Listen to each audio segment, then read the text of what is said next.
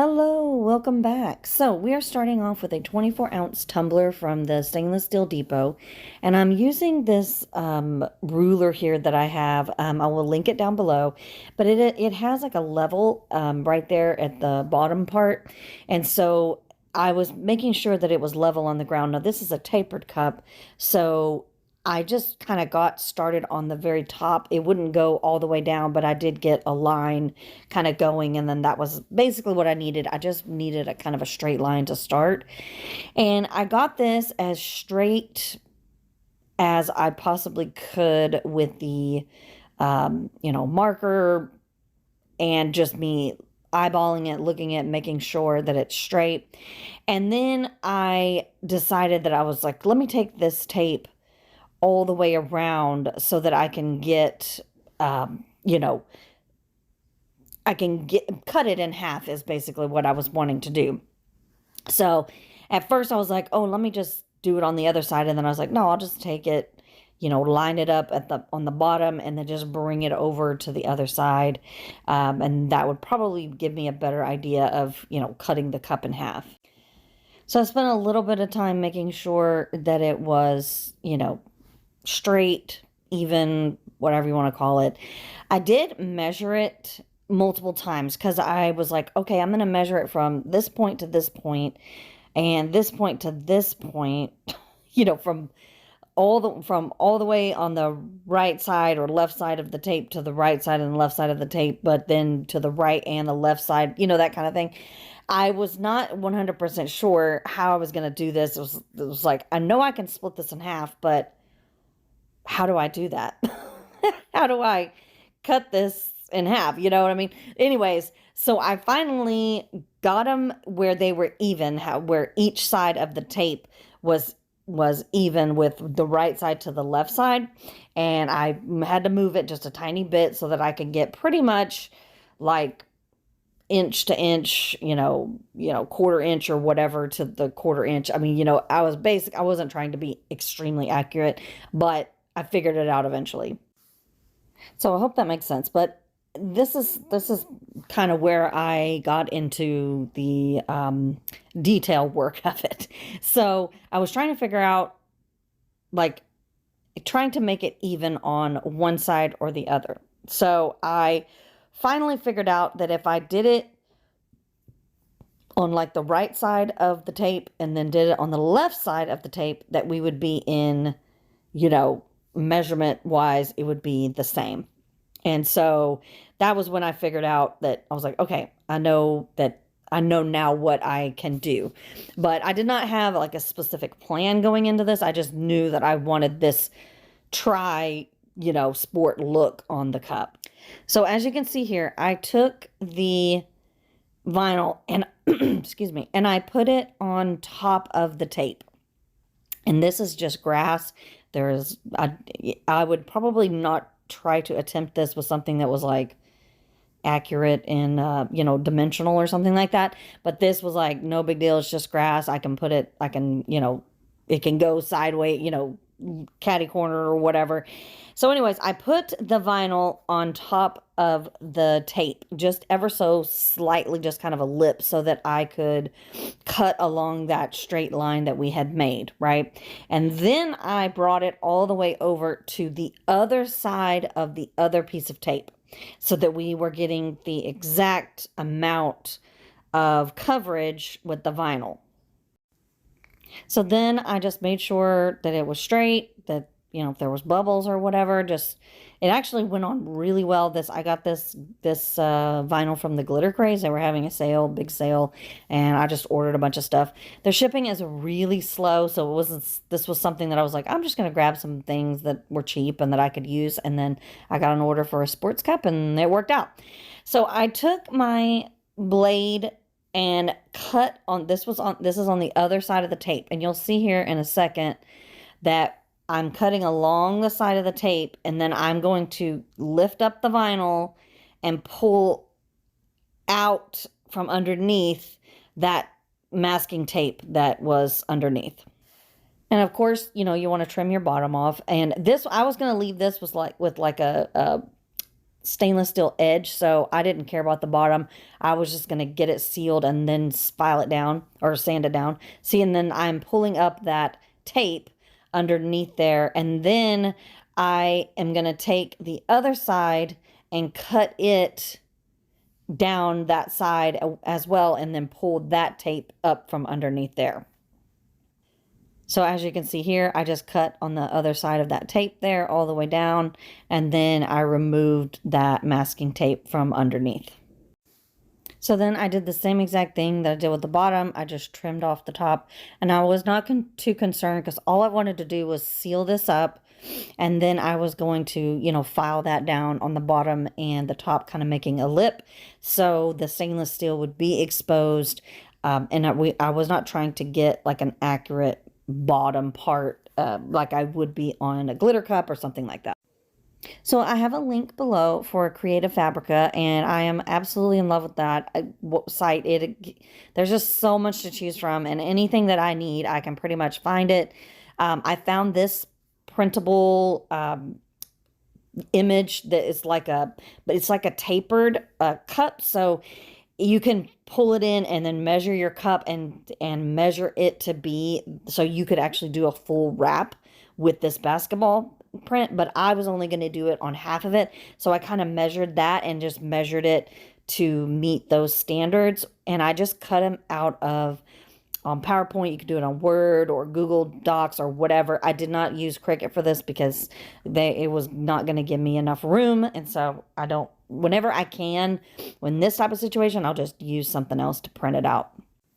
So I was trying to get the exact middle of the tumbler here so that I could put that, like, that middle line of the basketball in the middle of the back side of the cup, right? So I just kind of took my measuring tape and then just kind of made a little score on the thing just so that I could kind of get it as accurate as possible. You know, I wasn't trying to be super accurate, but I wanted it to be in the middle. So I moved it over to the side, and then I just took my little, like, that little scoring part on the cup, and then I just put the vinyl on top. And I went ahead and removed the entire backing because it just wasn't, because of the way that I was putting it on there. I think if I was coming at it from the side and going over, it would have been fine. But since I was trying to do it from the top, middle, and then go out, I just went ahead and removed the whole piece, the whole backing,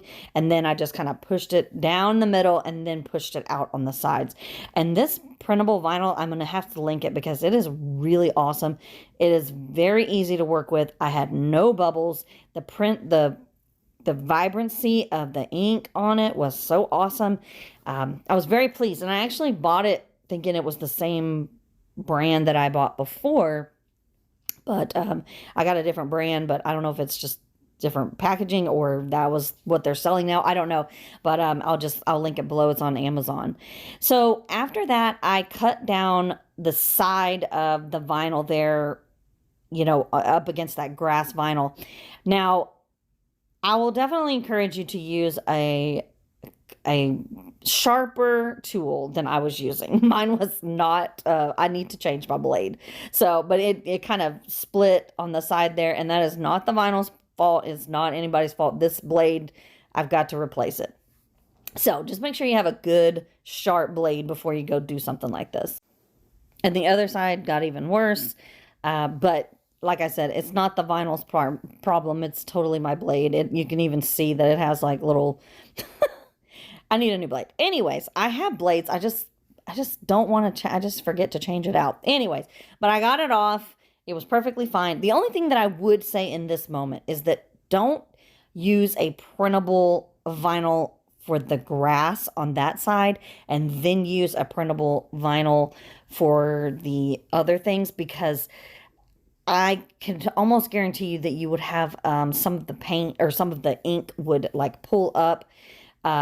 Because I had that on I'll show you later when I do the baseball part of it, it kind of actually happens.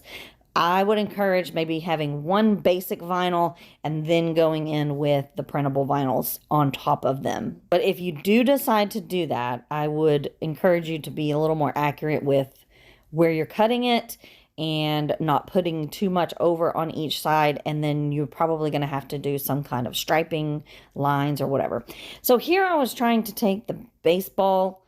This is like a distressed baseball image. And I was trying to do it kind of, you know, almost like the split design where it's kind of angled. But it didn't make it big enough really to do that. I would have needed a little bit more to kind of catty corner, you know, like, excuse me, make it a little more, you know, I don't know. I can't think of the words. But anyways, it did end up being a little bit slanted, but not as much as I would have liked. But it still worked out very cool. And the whole sentiment is there. And that's the main thing. And then, once again, it was very easy to work with. This vinyl was very easy. But you can see how I kind of pulled up a little bit of that ink. So I would not do this if it was going to be a tremendous amount or you weren't going to be able to fix it in some way. But this was like, I was going right back over it anyway, so it didn't matter. I was just trying to get that bubble out. But I would just be cautious of it. Just be aware of that putting printable vinyl on top of printable vinyl is not the same as using regular vinyl and being able to pull it up and reposition it and stuff like that. Once again, with my dull blade. Y'all, I got a new razor blade, but I mean, I got a new blade, but I just, it's just been sitting there and I haven't opened it. Anyways, don't look at my horrible, sawing at this vinyl here. But I was just trying to show you that that's how I cut it. I just cut the bottom part and I just cut that piece off there. And that was pretty much it. That was the design. Like, other than that, I add laces to make it look like they have been kind of laced together, the basketball and the baseball look. But it was very easy. This was a very easy design. Easy other than the fact of trying to do, you know, all the accuracy and measuring and stuff like that. Other than that, it was very easy. But anyways, I got this off of the Glitter Craze as well. I loved these laces and they're clear. And the only thing that I would say that I was disappointed in is that I would have trimmed up some of that clear. I thought it was going to be more of like a water slide. So you can see a little bit of it, but it's still very cool. But it's just, I would definitely trim some of this up. It's definitely not like a water slide. And it could very well be that it was the printable vinyl and that it just doesn't, because it didn't show up on the other piece of the vinyl on the backside. So probably more the printable vinyl. So just trim up some of that. So here I was measuring to do my football lines, and I got this idea from Mallory. Whenever they said that they wanted 3 sports, I was like, I know exactly what I want to do as far as the football field goes, because Mallory did this and it was so cool, and I thought this is going to be perfect. So I found these little hash mark lines on Creative Fabrica, so they're like field marking lines, and I did them on one side. I did do a white piece of vinyl, you know, as a separating, you know, as a pinstripe separating the 2 looks. And then I went in with the hash marks or whatever on the field itself.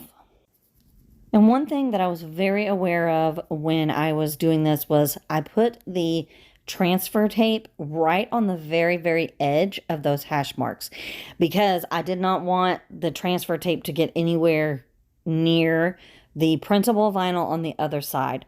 So make sure that you are just using that very tippy edge of the transfer tape, and then just putting it right up against that white line there.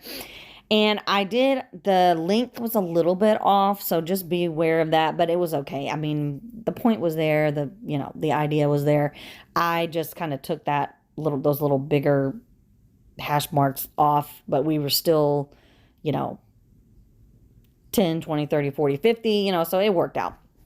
And one of my little marks was missing, so I put that back on there as accurately as I could, and we were ready to move to the other side.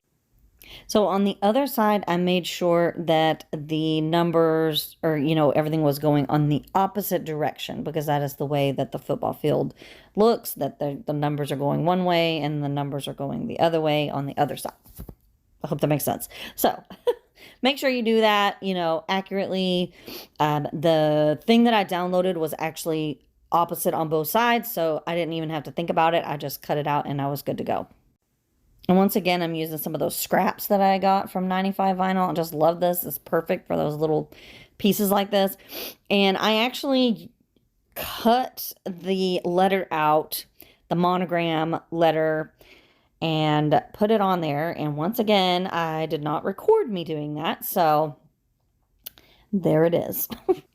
But this is a font that is on Creative Fabrica, so I will definitely post it below. And it's very simple. I just weeded it out and put it on the middle as the image for the middle of the football field. So after this is smooth sailing. I did not seal this. I did not do anything but put a coat of epoxy. This is my very first coat of epoxy here. I put this on. Then I put another coat of epoxy on, and I sanded the top part. I sanded the bottom part to expose some of the stainless steel. And then I went in with 2 more coats of epoxy, and that was it. This is an extremely easy design, something you could do very, very quickly. I did it one day, and then all I had to do was add the epoxy layers. But this is great for Christmas. A kid that really loves all the sports, you can put them on there. You can choose different ones.